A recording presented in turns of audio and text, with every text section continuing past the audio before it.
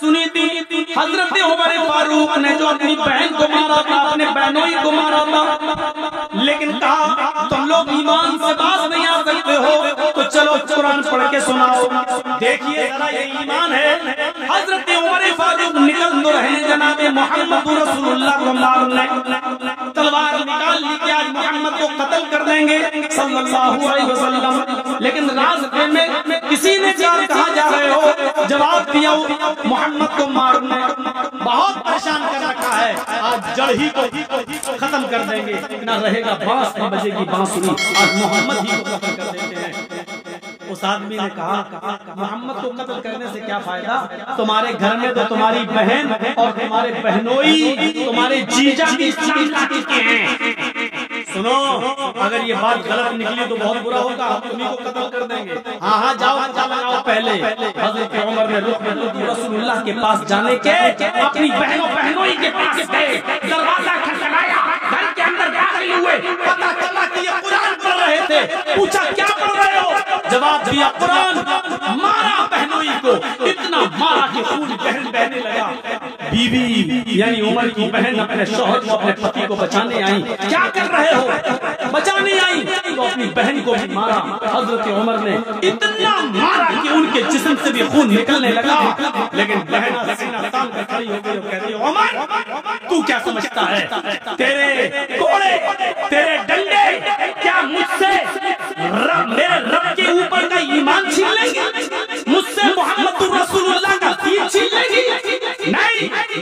اے عمر ہوش میں آ، تو اتنا مار کہ میں مر جاؤں اور مرنے کے بعد بھی میرے جسم کے ٹکڑے ٹکڑے کر دے اور میرے جسم کے ٹکڑوں کو بھی کتوں کو کھلا دے، اس کے باوجود بھی میں محمد کے دین، محمد کے رب کے اوپر سے اپنا ایمان نہیں ہٹا سکتی ہے۔ نہیں۔ حضرت عمر نے دیکھا یہ تو میرا نام لینے لگی، جو زندگی بھر مجھے بھائی بھائی کہتی تھی، آج عمر کے گھر کو کرنے لگی، آج عمر کے گھر للکارنے لگی، آج عمر کے گھر اس نے مجھے للکارا ہے، آج عمر کہہ کر اس نے مجھے، آج عمر کہہ کر مجھے پکارا ہے، آج اس نے بھائی بہن کا رشتہ توڑ دیا ہے۔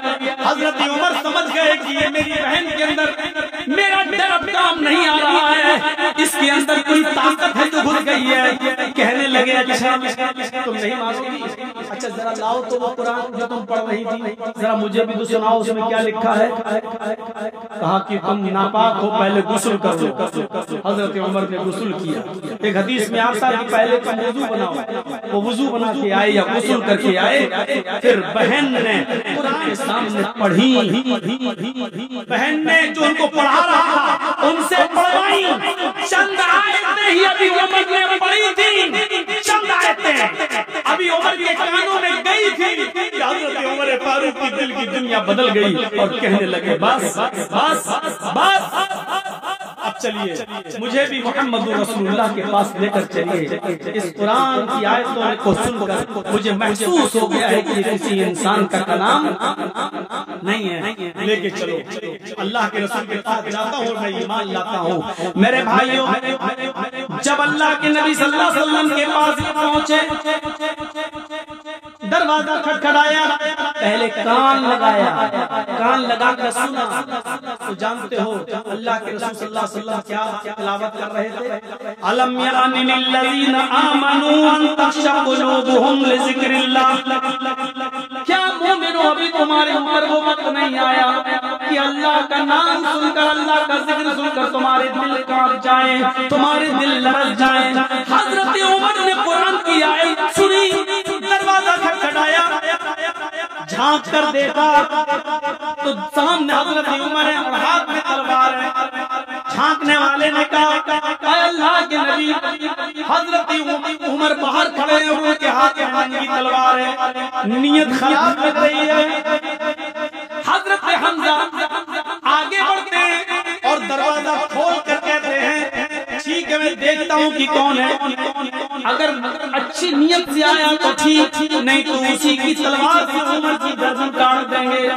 یہ کہتے ہوئے دروازہ کھٹکھٹایا، حضرت حمزہ نے ان کی گردن پکڑ لی اور ان کو مروڑ دیا کہ عمر کے ارادے سے آئے ہو۔ حضرت عمر کہتے ہیں ابھی ابھی محمد رسول اللہ تلاوت کر رہے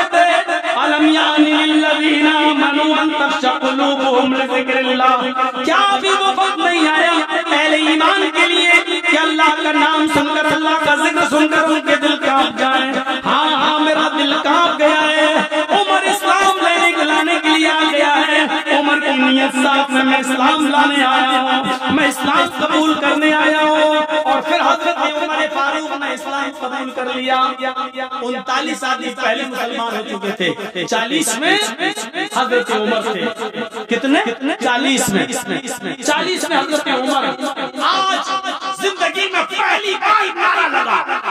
39 آدمی جب مسلمان ہوئے تو نعرہ نہیں لگا, لیکن 40 میں جب حضرت عمر اسلام لائے تو صحابہ میں کتنی زور کا نعرہ لگا کہ پہلی بار زید ابن ارقم کے گھر سے یہ آواز گونجی اور باہر نکلی, للہ تکبیر, اور سب نے اللہ اکبر.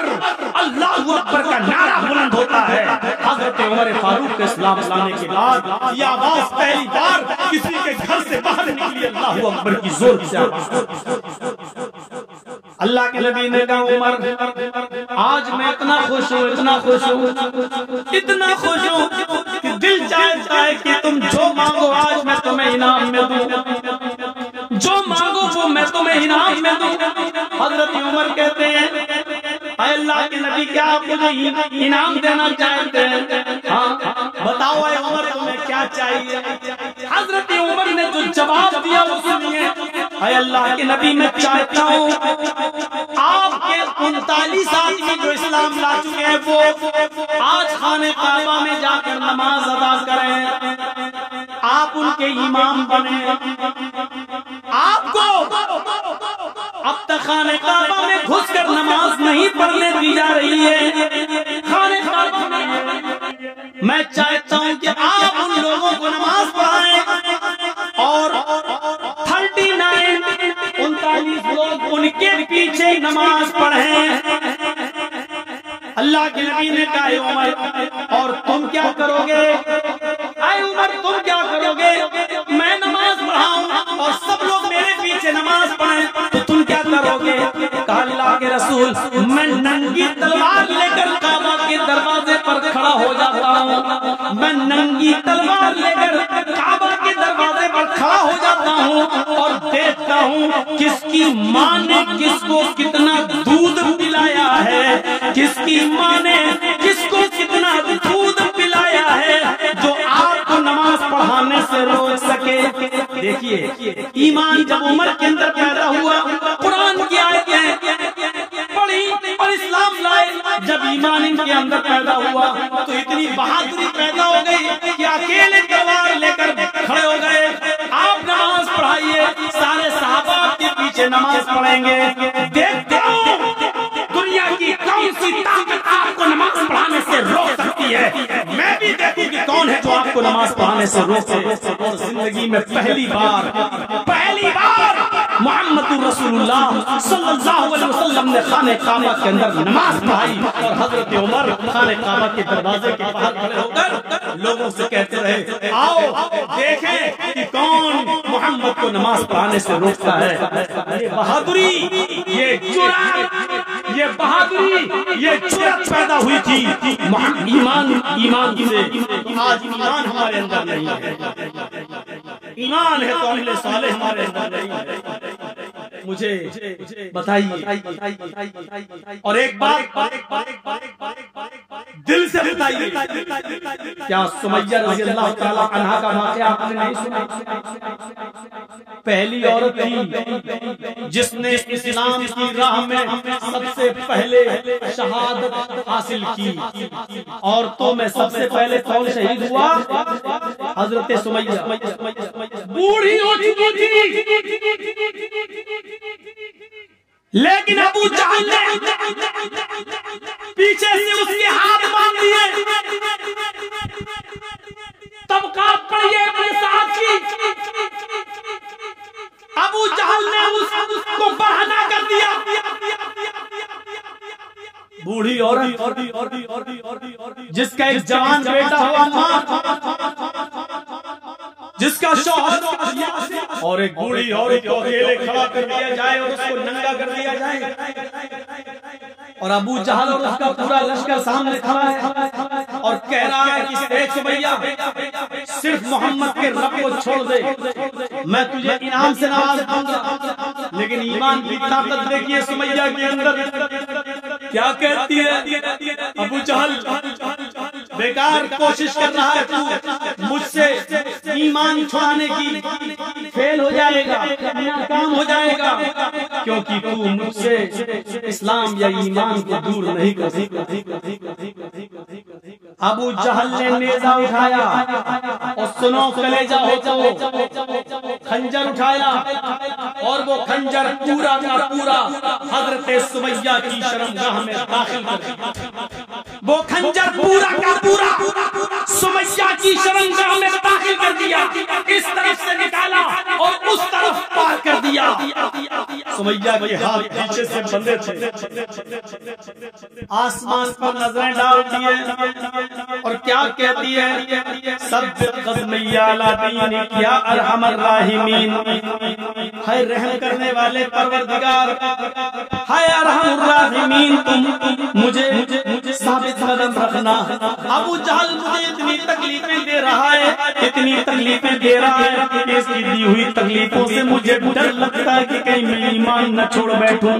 آئے اللہ، میری جان چلی جائے مجھے گوارا ہے، لیکن مرتے مرتے میرے ایمان کو، میرے اسلام کو باقی رکھنا۔ ثبت قدمی علی دینک، اے اللہ میرے دین کی اوپر، اپنے دین کی اوپر میرے اسلام کو ثابت قدم رکھنا۔ اے اللہ میں بہک نہ جاؤں، کہیں اسلام اور ایمان نہ چھوڑ بیٹھوں۔ ابو جہل نے کہا پورا خنجر میں نے پار کر دیا، پھر بھی نہیں مانی، پھر بھی نہیں مانی۔ دو اونٹ ایک اونٹ کا چہرہ پورب کی طرف کر دیا، ایک اونٹ کا چہرہ پشچم کی طرف کر دیا، یہ پیر اس اونٹ سے باندھ دیا، یہ پیر دوسرے اونٹ سے باندھ دیا۔ بتا چکا ہوں، ایک اونٹ کا چہرہ پورب کی طرف، دوسرے اونٹ کا چہرہ پشچم کی طرف۔ سمیہ بیچ میں، ابو جہل کے ہاتھ میں کوڑا۔ ایمانداری کے ساتھ بتائیے گا، ابو جہل کے ہاتھ میں کوڑا۔ ان دونوں اونٹوں کو بھگانے کی باری آ جاتی ہے، ان دونوں اونٹوں کو بھگانے کی باری آ جاتی ہے۔ کہا جاتا سمیہ دیکھ لے تیرا آخری وقت ہے، ابھی ان اونٹوں کو کوڑے ماروں گا، ایک اونٹ پورب کی طرف بھاگے گا، دوسرا اونٹ پشچم کی طرف بھاگے گا۔ اے سمیہ بیچ سے تیرے دو ٹکڑے کر دیے جائیں گے، اے سمیہ بیچ سے تیرے دو ٹکڑے کر دیے جائیں گے، اے سمیہ بیچ سے تیرے دو ٹکڑے ہو جائیں گے۔ اب بھی وقت ہے محمد کے رب کو چھوڑ دے، ایمان کو سے رشتہ توڑ لے۔ لیکن سمیہ اس موقع پر بھی کیا کہتی ہے؟ اے ابو جہل، کیا کوئی جنت دیکھ کر بھی پھسل سکتا ہے؟ کیا کوئی جنت دیکھ کر بھی دور ہو سکتا ہے؟ میں جنت اپنی آنکھوں سے دیکھ رہی ہوں، مجھے جنت کی دودھ کی نہریں دکھائی دے رہی ہیں، مجھے جنت کے اندر مجھے شہد کی نہریں دکھائی دے رہی ہیں، مجھے جنت کے اندر فرشتے آواز دے رہے ہیں، اے سمیہ میرے پاس آ جا۔ کیا کوئی جنت دیکھ کر بھی دور ہو سکتا ہے؟ اے ابو جہل جلدی ان اونٹوں کو بھگا، جتنی دیر تو ان اونٹوں کو بھگانے میں لگا رہا ہے، اے ابو جہل جتنی دیر تو ان اونٹوں کو بھگانے میں لگا رہا ہے، اتنی ہی دیر مجھے جنت میں جانے میں لگ رہی ہے۔ اور ابو جہل ایک اونٹ پورب کی طرف بھاگا، دوسرا اونٹ پشچم کی طرف بھاگا، اور سمیہ کے بیچ سے دو ٹکڑے کر دیے گئے، اس کو چیر دیا گیا، پورا جسم اس کا چر گیا، چہرہ اس کا بچ جاتا ہے، اور یہاں سے اس کے جسم کے دو ٹکڑے ہو جاتے ہیں۔ میرے بھائیوں، یہ پورا واقعہ بیان کرنے کا مقصد صرف اتنا ہے، یہ بتانا چاہتا ہوں کہ جب ایمان کی طاقت کسی کے اندر پیدا ہو جاتی ہے تو پھر اس کو بدلا نہیں جاتا ہے، وہ اپنی جان دینا گوارا کر لیتا ہے لیکن جھکنا گوارا نہیں کرتا ہے۔ سمیہ نے اپنی جان دے دی لیکن ابو جہل کے سامنے جھکنا گوارا نہ کیا۔ یہ ہمیں اور آپ کو سوچنا پڑے گا، اکیلی ہے، تنے تنہا ہے، لیکن کسی سے ڈرتی نہیں ہے، اکیلی ہے، تنے تنہا ہے، لیکن اس کے باوجود کسی سے ڈرتی نہیں ہے، کسی کا خوف نہیں کھاتی ہے۔ اس نے اسلام کے لیے اپنی جان دے دی لیکن جھکنا گوارا نہیں کیا۔ ایمان بھی ہونا چاہیے۔ اگلے سوال ہے یہ ایمان ہمارے اندر نہیں۔ آج ابھی چند لوگ گھیر لیں ہمیں آپ کو لنچنگ کریں، ہاتھ پیر باندھ کے ماریں اور کہیں بولو جے شری رام، بولو جے شری رام، بولو جے شری رام، نہیں تو مار ڈالیں گے، مرنا ہے ہی۔ ایسے موقع پر بڑے بڑے دل گردے والوں کے دل پانی ہو جاتے ہیں، گردے باہر نکل جاتے ہیں اور ان کی مار کھا کے ہمارے منہ سے نکلنے لگتا ہے جے شری رام، کیونکہ اس وقت ہمیں دکھائی دیتا ہے ان کی بات مان لی ہماری جان بخشنے، شاید یہ ہمیں چھوڑ دیں۔ میرے پیارے ساتھیوں، ہر کسی کے بس کی میں تھوڑی ہے کہ جب جان جا رہی ہے اور دشمن سامنے ہو اور اس وقت ایمان ہمارے اندر پیدا ہو جائے۔ یہی تو میں کہہ رہا ہوں کہ ابھی ایمان پورا ہمارے اندر پیدا نہیں ہوا ہے۔ اللہ کے نبی صلی اللہ علیہ وسلم نے جب سمیہ کی داستان سنی تو آنکھوں میں آنسو آ گئے، ان کے بیٹے نے سنائی، ان کے پتی نے، سمیہ کے پتی یاسر نے سنائی، اللہ کے نبی رونے لگے، آپ کی آنکھوں میں آنسو آ گئی۔ جمعے کا دن تھا، جمعے کا خطبہ دیا، جمعے کے خطبے میں عمار بیٹھے ہیں، یاسر بیٹھے ہیں، بڑے بڑے صحابہ موجود ہیں، جمعے کا خطبہ دیتے ہیں اللہ کے نبی، اور اس جمعے کے خطبے میں آپ فرماتے ہیں لوگوں آپ کی ایک بہن شہید کر دی گئی، ابو جہل نے ان کو ستم کر کے ظلم کر کے ان کو مار ڈالا، اللہ کی راہ میں سمیہ نے اپنی جان دے دی۔ لوگوں سنو، آج میں کچھ لوگوں کو جنت کا سرٹیفکیٹ دے رہا ہوں، آیا ابو بکر تم جنتی، عمر تم بھی جنتی، عثمان تم بھی جنتی، علی تم بھی جنتی۔ پھر آپ نے فرمایا ہاں فرق ہے، ابو بکر تم اکیلے جنت میں جاؤ گے، عمر تم اکیلے جنت میں جاؤ گے، عثمان تم اکیلے جنت میں جاؤ گے، علی تم اکیلے جنت میں جاؤ گے۔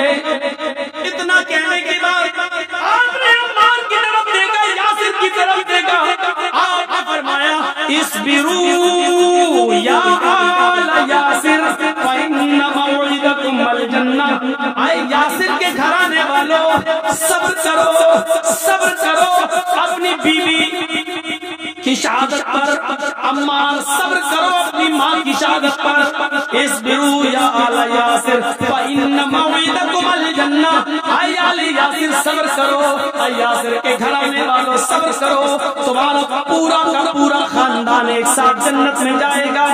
اے عمار تم اپنی ماں کے ساتھ جنت میں جاؤ گے، اے یاسر تم اپنی بیوی کے ساتھ جنت میں جاؤ گے۔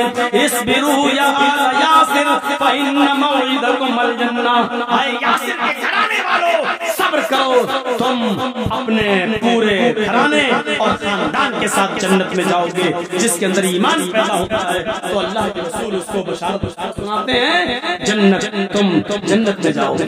میرے بھائیوں، یہ اس ایمان کی ضرورت تھی، یہ ایمان اپنے اندر پیدا کرنے کی ضرورت تھی، اور ہے ہمیں اور آپ کو یہ ایمان اپنے اندر پیدا کرنا ہے۔ آئیے میں ایک ایسا واقعہ آپ کو سنانے جا رہا ہوں، اس واقعے کو آپ نے علماء سے سنا ہوگا، اپنے علاقے کے علماء سے سنا ہوگا، لیکن میری زبان سے یہ واقعہ پہلی مرتبہ آپ سنیں گے، اور دیکھیے اس واقعے کو جب میں سنا رہا ہوں تو اس سے آپ کو پتا چلے گا ایمان سے پہلے آدمی کی حالت کیا ہوتی ہے، اور جب وہ مومن ہو جاتا ہے تو اس کے اندر کتنی طاقت آ جاتی ہے۔ وہ دیکھیے، دونوں چیزیں آپ کے سامنے رکھتا ہوں۔ آپ کو معلوم کہ بادشاہ تھا فرعون، اور فرعون کا سب سے بڑے دشمن کہہ لو، فرعون کے لیے سب سے بڑا چیلنج کون تھے؟ حضرت موسیٰ علیہ السلام۔ جب فرعون موسیٰ اور